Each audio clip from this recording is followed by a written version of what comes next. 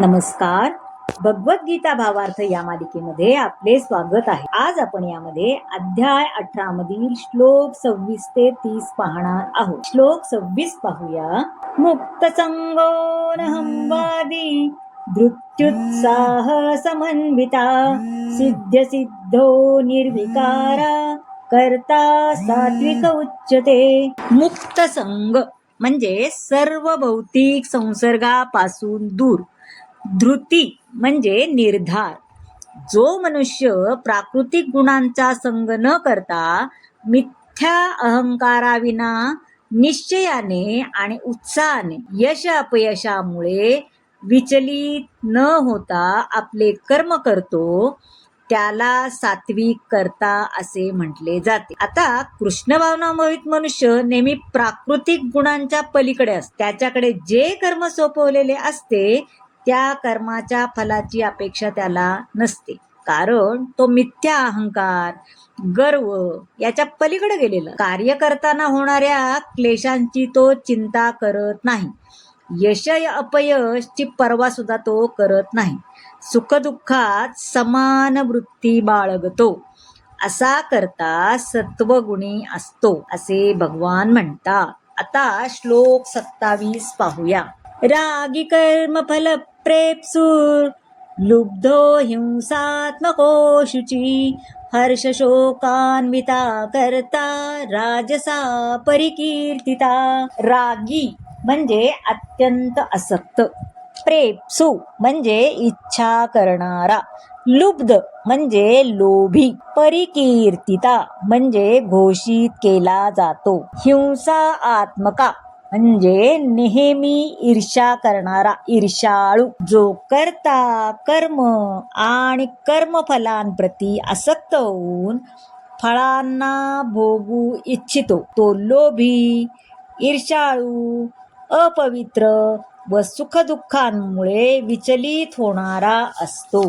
त्याला रजोगुणी कर्ता असे म्हटले जाते. आता पहा, एखादा मनुष्य एखाद्या कर्मामध्ये किंवा त्या कर्माच्या फलाविषयी अत्यंत आसक्त झालेला असतो, कारण संसार, घरदार, पतिपत्नी, मुले इत्यादींविषयी त्याला फार आसक्ती असते. अशा मनुष्याला आपली उन्नती व्हावी अशी इच्छा नसते, तर आपल्याला हे जग भौतिकरित्या अधिकाधिक सुखकारक कसे होईल याचाच तो केवळ विचार करतो. आता लोभी मनुष्याला वाटते जे आपण मिळवले आहे ते चिरस्थायी आहे, ते कायम टिकणार आहे आणि ते कधीही नाश पावणारे नाही. तो इतरांचा मत्सर करतो.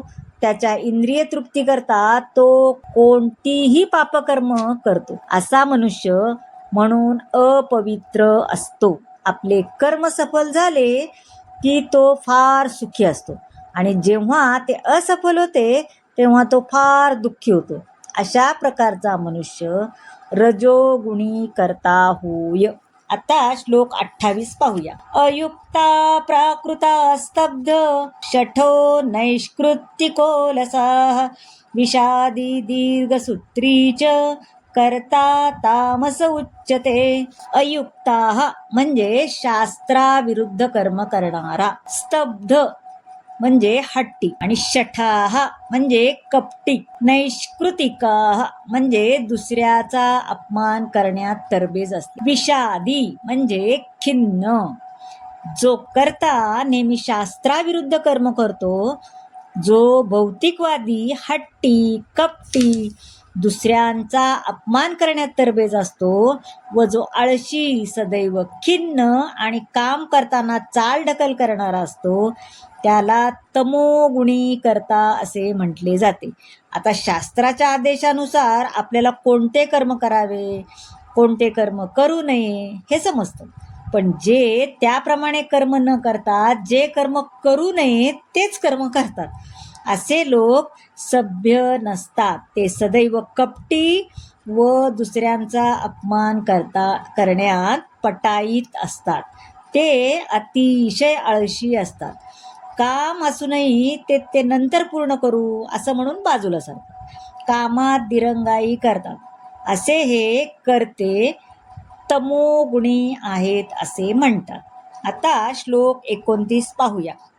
बुद्धेर्भेदं धृतेश्चैव गुणतस्त्रिविधं शृणु प्रोच्यमानमशेषेण पृथक्त्वेन धनंजया.